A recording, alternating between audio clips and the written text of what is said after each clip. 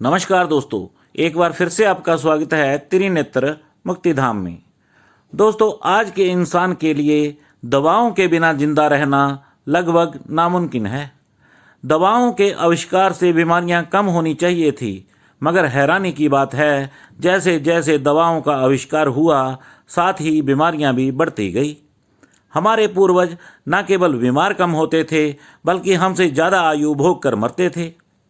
आज भी हमारे ऋषि मुनियों को देखो, 100 साल के करीब जीते हैं। आखिर इसका कारण क्या है? अब कुछ मित्र सोच रहे होंगे, पहले खान पान सही था, अब वैसा खान पान कहाँ।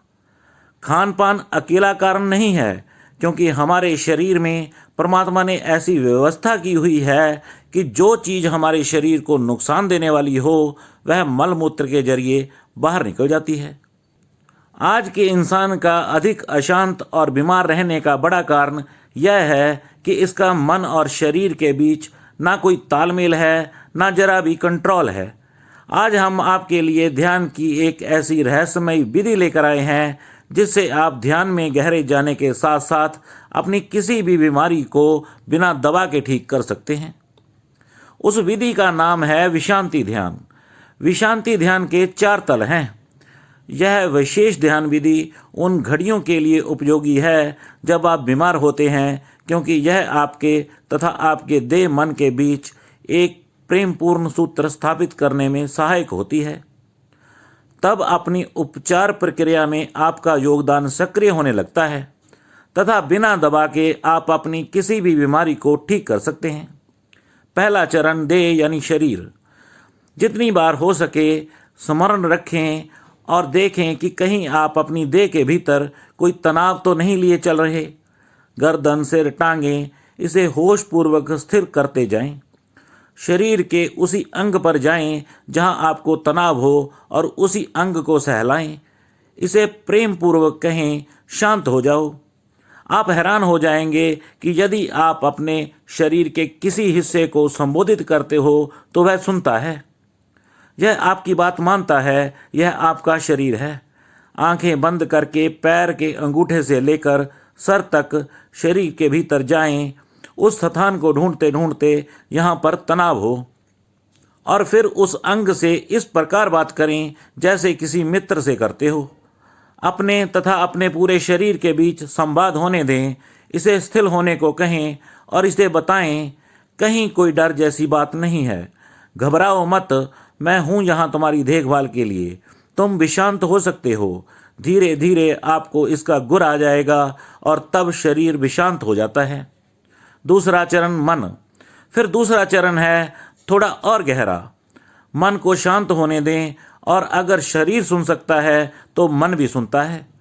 परंतु आप मन से शुरुआत नहीं कर सकते। आपको शुरुआत से शुरू करना होगा। आप मध्य से शुरू नहीं कर सकते। अधिकतर लोग मध्य से शुरू करते हैं और असफल रहते हैं। वे इसीलिए असफल रहते हैं क्योंकि वे गलत जगह से शुरू करते हैं। हर चीज़ को सही दिशा में करना चाहिए।